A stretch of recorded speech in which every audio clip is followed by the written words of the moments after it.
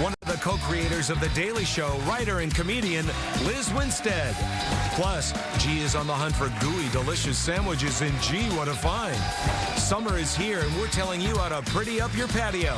Plus, a chance to win $5,000 in new furniture. And now, here are Val Warner and Ryan Cheverini. Don't be afraid to catch fish. Ride your cup and chase fish. I know you ain't afraid to pop fish. Baby, I know you ain't scared to catch fish. Fish with me. Your window shopper, suck up for your novel. I'm wearing your diamonds. But you gotta like that. It ain't what it costs you. It might be a Ooh, keep letting that play a little long. I hear that was the latest from Katy Perry. Yeah, Love Calvin her. Harris. And Pharrell. And Pharrell, yeah. Welcome to the show, everybody. What a good-looking audience we have today. Yeah, that's right. We're going to have fun, food, and some adult talk, too, on the show. Ooh. Like when do you talk to your kids about sex, right? We're going to tackle that in Pillow Talk because there's a mom out there that needs some help. So we're all going to help her, right? Right. And not only just when do you talk to them about that, when do you tell them about what you did when you were their age? Right. Or do you not? Yeah, Think about it. Never. Yeah. It's always like, do what I say, not what I do. Yeah, I don't know. We're going to tackle it. All right. Well, let's get into some host chat. Joining us at the table, writer, producer, founder of Lady Parts Justice League, and co-creator of The Daily Show, Lizz Winstead. Hi, Liz. Thanks for being here. We're going to have more on why you're in town in just a bit, but welcome to Chicago. I just want to know why I didn't get to dance around in front of the audience with you guys. You could have. Stuck me here like FDR, like tied her legs. I can dance. I could have come out with you. Oh, yeah? Well, I'm like, what's like your go-to dance move? Do you have a move? Can we hit that music again? That's it? Yeah, can you do music? Can we Okay, do some music? I'll tell you what, go over there with Ryan and come on in. Ride your cup and chase fish. I know you ain't afraid to pop fish. Ryan, go to the move. Baby, I know you ain't scared to catch fish. Fish with me. your window shopper, suck up for your novel. I'm wearing your diamonds. Are you feel better now? Much better now. Now we can do the show. I feel like I'm part of the team. Yes. Plopped down here like some humorless rube, and I'm like, no. You're ready to rock now. We're I loose. am Windy City and live. Yes, you are. Well, since you're Windy City and live, let's see what's trending because we got a lot to talk about. Yeah. G? Hey, everybody on Twitter. It's Alec Baldwin. The actor has confirmed his plans to return to SNL in the fall to reprise his role as Donald Trump. Yes. I gotta say, he's comedy gold on that Yes. show. He should win an Oscar for that. No, He I'm is kidding. so Well, good. No, he really is so good at that, isn't he? I mean, you're only as good as your subject matter. So Right. He's brilliant. Yeah. He's got a job for 4 years.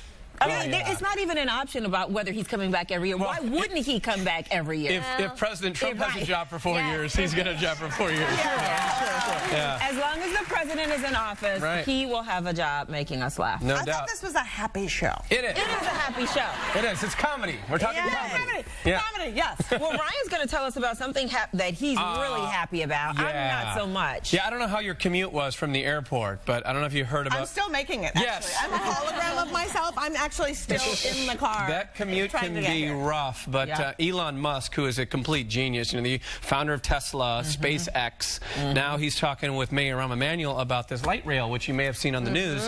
This thing would travel 125 miles per hour, possibly underground, or it would be a double-decker on top of the current L. And it would just go.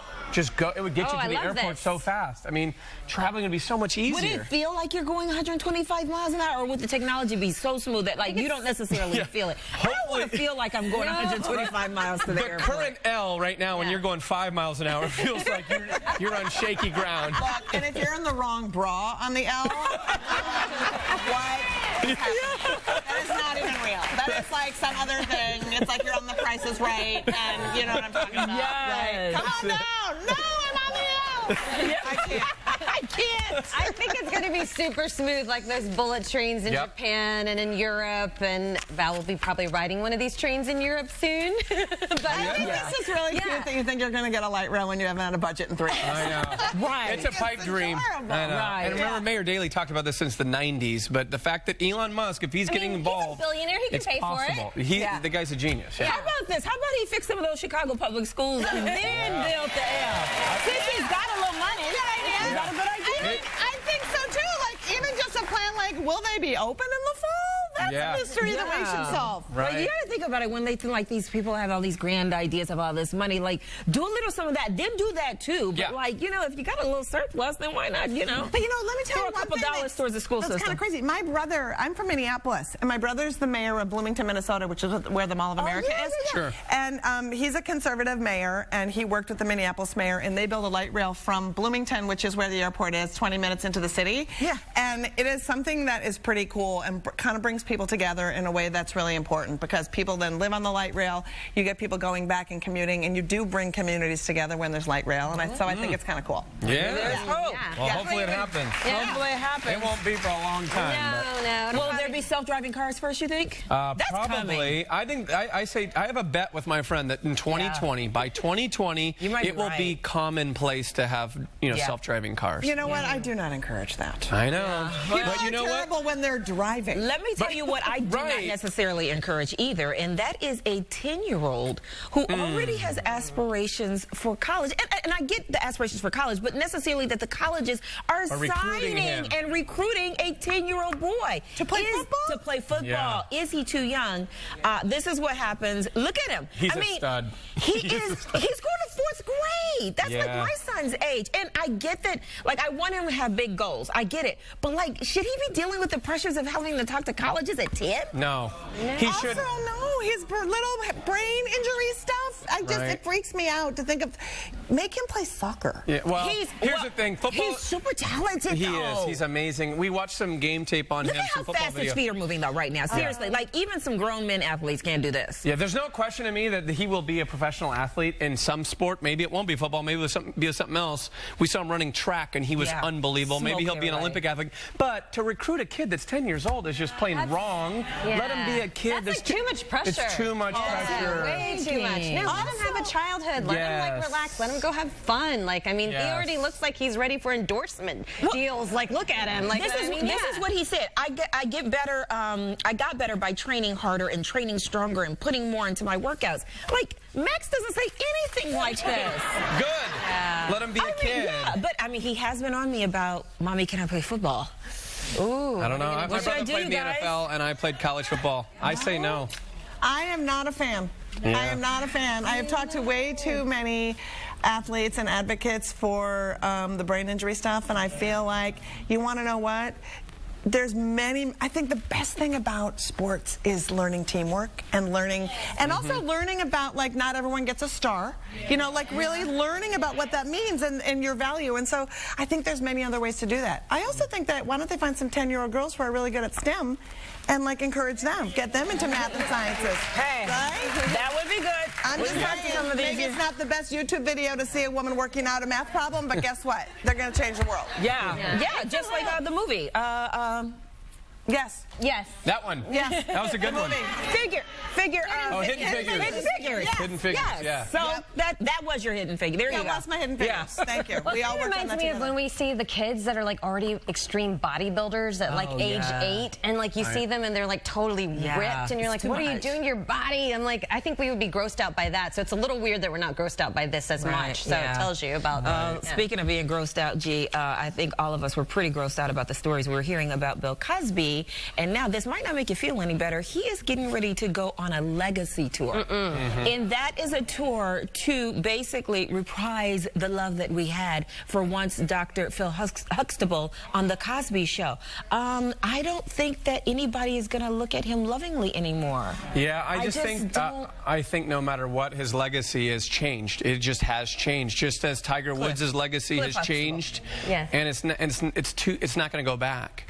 Even if he is exonerated of everything, I think that when there's this many allegations, usually where there's smoke, there's fire. Right. And in the eyes of the public, I think that everyone has changed their image of what Bill Cosby I mean, in is. his depositions, he admitted that he often used Quaaludes to engage in sexual encounters with women that weren't his wife. So, I mean, already that changed. I mean, you know, just based on that alone, on what he admitted to. And then he said he wanted to talk to young men about, you know, about what is yes, what means yes, and what doesn't mean yes. And how to be, how to not be a victim. Yes, no. Right. No doesn't mean yes. If a person can't consent, it's not consent.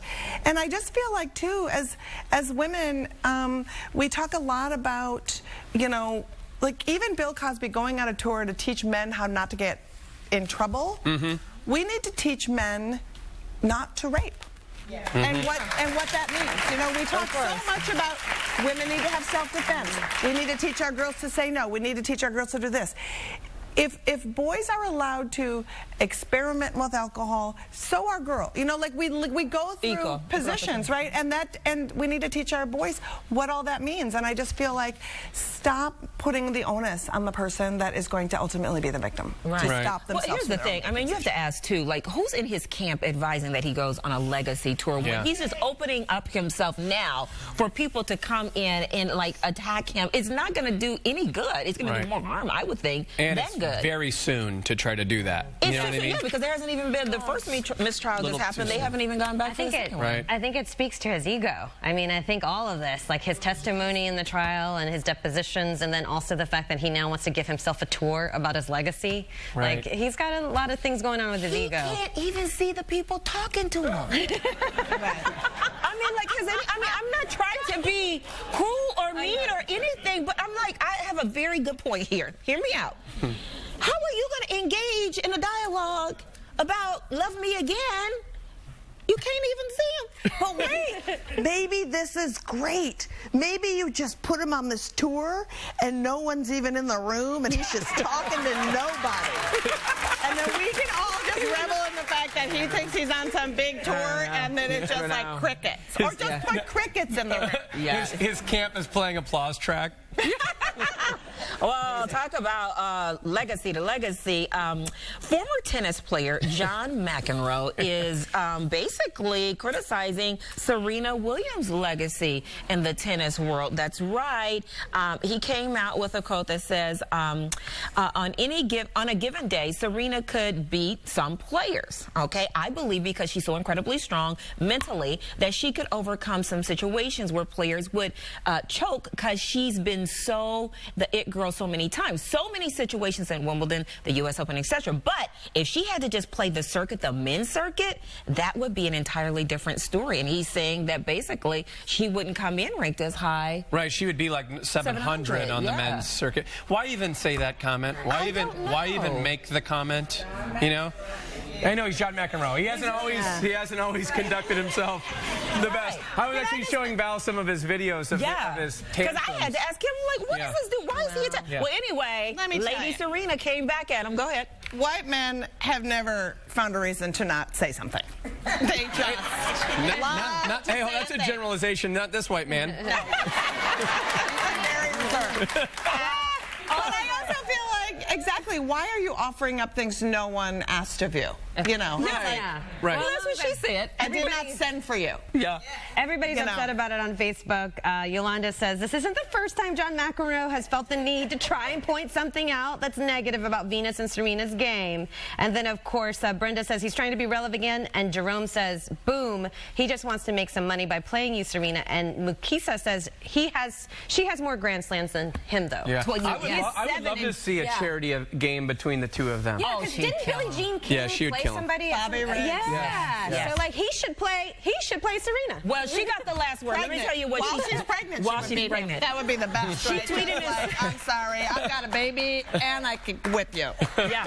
Well, she did say on Twitter, Dear John, I adore and respect you, but please keep me out of your statements that are not factually based. I've never played anyone ranked there, nor do I have time. Respect me and my privacy as I'm trying to have my baby. Good day, sir. And speaking of her having her baby, have you seen the cover of Vanity Fair? Yeah. This So is beautiful. Serena on Look the at cover her. of Vanity Fair. It's everything. It is everything. Of course, she has on a nude colored thong and some little jewelry right there. But I mean, this girl has got it going on. She is so bodied up. It's amazing. Yeah, remember when this was like a shocking photo? Now we're like, yeah, it looks great. Oh, no. I think... You know what I mean? Like the bodies issue for ESPN now. It's like, remember, I think Demi Moore was one of the Demi first Moore. that did that pose. Yep. And it was like, whoa, what is And she doing? And now we're like, yeah, she looks good. Look at that. Look at this, you know? It's so cool. Yeah, it's just changed so much. It's so cool. All right. Well, I am turning gears just a little bit. Women apparently are better at men than a lot of things, and they're better at getting away with cheating than men are. Yeah, that makes sense. That makes sense? Yeah, women are smarter. Women are smarter Listen, than men, no. so they're better at getting away with everything. It doesn't mean that they're better at it. It means that they're better as far as men are more willing to forgive the woman. Yes. That's according to this latest study. It found that 67% of men were prepared to give their wife a second chance, whereas only 52% of women say they would give their husband a second chance if they found them cheating. That's interesting. I'm not putting a lot of stock in this study because I don't think a man can get over it. Yeah. I think women are more forgiving when it comes to this, and men just the fact, the male ego. Yeah. That No, I how agree. dare you go on and do this to me and all that I embody. A guy has a hard time. A guy has a hard time thinking of their wife ever having been with anyone else in their entire life before they've even met. Right. Let alone if they step out on the marriage. I think that's an interesting study. What do you think, Liz? You're dying to say something. I mean, the men will forgive. Isn't it really, oh, good, I can put that in my bank? She did it. I'm never going to forget it. I have it in my bank. I can't wait to, like, cash that Little check blackmail, in. yeah. It's a get out of jail free card, is what you're saying? Maybe a little. Yeah. I think by the time women cheat, it's because they've put up with so much over so many years and been so neglected that finally kind of like the cup runs over. So they've been abused for so long because the guy's been so neglectful or whatever. She's been unhappy. Yeah. But a guy just cheats because it's like a smorgasbord. It's like just, you know. Well, let me tell you the 5 reasons. These are Right? generalizations It's easier to again. forgive, like, because you've put the woman through so much. So that's why it's easier to forgive, maybe. Maybe. Okay, according to this, top 5 reasons why women have affairs. 1, Facebook. They hook up with an old flame. 2, they felt neglected. 3, they met someone new. 4, they fancied a change. 5, I was bored with my husband. Now, just a counter to be fair, top 5 reasons why men have affairs. Number 1, my sex life was boring. Number 2, an opportunity arose. What, you just fell into it? Yeah, okay. We know those opportunities arise. Was it the opportunity that arose or something else? Right, exactly. Number 3, I fancied a change. And number 4, I no longer fancied my wife. Number 5, Facebook. Yeah. So kind of. Facebook. Yeah. They say they hook up with the old flame. Yeah. For as many friendships as Facebook has created, it's created a lot of affairs. And it's like the 3rd top reason for divorces, Facebook. Yeah. I just feel like Facebook has changed dramatically. Like, since the election, all I do is block people, and I'm hoping that you can, like, I mean, right? And I'm thinking, like, I wonder how many calories I've actually burned blocking. Well, speaking of calories and food, you have to tell me about this, Liz, because you lived in Brooklyn. And what is up with this restaurant in Brooklyn? It's called Lust.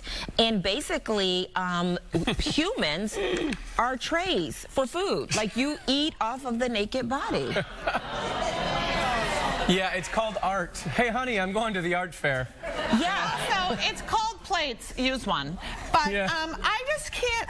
I was reading this article, and I live in Brooklyn. I've never heard of it. And this article makes it sound like it's replacing Chipotle. You know, it's like, they're just everywhere now. You just go.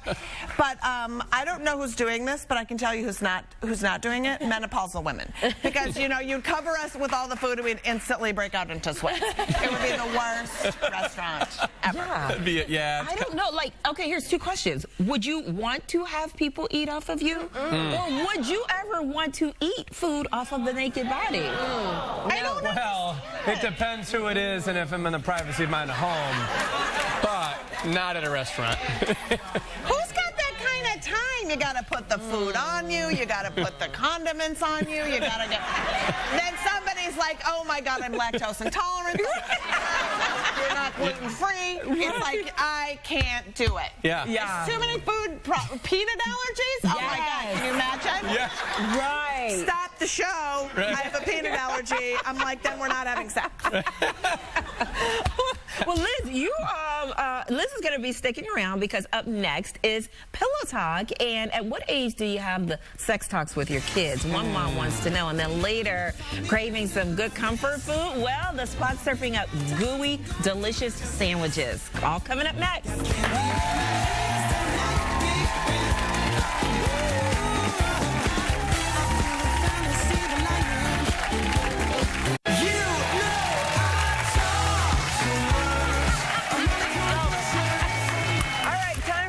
Talk. G, what do you have for us? Okay, it's a great one for parents. Today's question comes from Pat in Wilmington. She writes, I have 4 grown children, and I've always talked honestly about sex because my parents never ever would speak of it, not even the Woman's Monthly, and so I was devastated when it happened. My question is, at what age is it best to discuss sex, and do you agree with my method of telling and talking about it all? I think in today's world, yes. And kids are becoming more and more educated by doing it younger and younger. I think like when our generation, in high school, it was a big deal to lose your virginity. Now it's like you're hearing about kids that are like 10, 11, 12 years old. So you got to be smart, I think, as a parent. And I'm saying this not as a parent, but as an uncle who has nephews and nieces that learned way too fast. So what did your brother do? When did he start talking? He talked about it. He was transparent about it from the beginning. From the time they started asking questions, he was transparent about it. Right. Yeah. And also use words that are anatomically correct. Don't say foo-foo and wee-wee. It's a vagina and a penis. And like talk to them about it so that they're adults. Because, you know, somebody's like foo-foo wee-wee, then all of a sudden they're like, oh, I don't know what a foo-foo is. What a vagina is. I guess you can put it in my vagina. Do I have one of those? Oh, I had a foo-foo. You know, I think it could be That's me. I'm a wee-wee person. I'm a wee-wee mom. So I gotta stop saying wee-wee? Stop saying wee-wee and say penis. Really? It doesn't hurt anyone. Like, did you wash your wee-wee? I guess did you wash your... Did you wash your penis is a perfectly acceptable thing to say. You could just... Yeah. I mean, to certain people. Not to like the guy at Starbucks. If you literally just turned on the TV. I'm sorry. Sorry. This was the last episode of Windy City Live. No, not at all. It's just that you'll be lost if you're like, wee-wee, what is this? Wee-wee, what is this? Yeah. No. But I remember my parents never talked to me about anything. I just learned from like the kids on the block. Like people told me what this was and what that was. And it wasn't that my parents were prude. They just, I don't know, they just didn't think about we telling practiced, me. well, the goal in our house was abstinence. Yeah, a lot of families, especially, you know, practicing religious ones tend to, you know, try to practice that. So there was no need to talk about it because you weren't supposed to do it. Exactly. Right. And your father was a preacher. Right. Right? I grew up the very... And I was an angel. I know, I will say this. I'll say this. You're not buying it either, Liz? No. I'm not buying abstinence. No. Because since the history of forever, abstinence has not worked. You know, people have been having sex since there was wee-wees and whatever the heck you're calling it. I'm just saying And so for us to not educate our kids about what that is, to think we can control them, because, you know, they become sexual beings in their own time, in their own lives, and you want to keep them safe and healthy. Well, I do parent different, though. I do talk about it. From the parent here, I do. We talk about it. Well, I was a very good girl, made very good grades, but, you know, my mother never talked to me about it because I grew up in an Asian immigrant home. They were busy working all the time, and as Asians, they don't talk about it. You don't talk about that kind of stuff. Right. And I will tell you, no matter how perfect you think your child is, eventually they're going to explore and discover those things in high school. You want to tell us? So this is very important that you talk to your kids about it, because even if you think, you know, you go to church, you go do this, they make straight A's, it's going to happen, so it's better it comes from you. Take it from me. That's right. There you go. So the message is for Pat, talk to your kids and the sooner the better. And her kids are adult kids, so don't feel bad about it, because it sounds like she already has. She just wants confirmation that she did the right thing. Now my mom talks to me about it too much. I don't want to know about it. Now it's like, whoa, Mom, stop. Wait, is she talking about herself with you? Yes. Oh, yeah. But also, I don't want to hear that girlfriend talk. Mom, I'm like, no, I don't want this. I don't want to know about like your second chapter in your life. No, thank you. But I think we don't. We need to talk to, you know, it goes back to talking to our girls. And like, I'm literally in Chicago because I'm on this really cool tour. Oh, yeah, tell us about it. So it's called the Vagical Mystery Tour. And it's comics who are on tour talking about reproductive health and bringing reproductive health, people who run clinics, people who are activists, to talk to the community about what they need, making sure that people are talking about these issues. You know, being sex positive is something that we need to do because it creates a really, really healthy relationships. And so we're at the Metro tonight with a whole bunch of really fun comics talking about a lot of resistance and a lot of fun stuff. And, How do people get tickets? You can go to Vagical Mystery, no, probably not. Go to the Metro, Cabaret Metro website. Okay. 7:30 tonight. Alonzo Bowden, if you love Alonzo Bowden, he's going to be the list. Cool. Kay Valentine. Any tickets at the door too? Can they You buy can get tickets at the door. Just do that. And it's seated at the Metro, so you don't have to stand. So it's really a fun night of like resistance, feminism, politics, fun. Sexual health is a positive thing. So let's do it together. All right. Yes. Thank you, Liz. We'll go check that out. Yeah, and positively talk to your adult children, honestly and anatomically correctly. Yes. Okay, you're getting a Coconut Bliss pillow pad from our friends at Mattress Firm. If you've got a Pillow Talk question, we want to go to WindyCityLive.com for details, and you could win your very own Coconut Bliss pillow. All right. Hey, stick around because a little later we're playing at the emojis. Yeah, but up next, it's going to get messy. Sandwiches oozing with mouth-watering goodness. She's going to show us next. Thank you, Liz.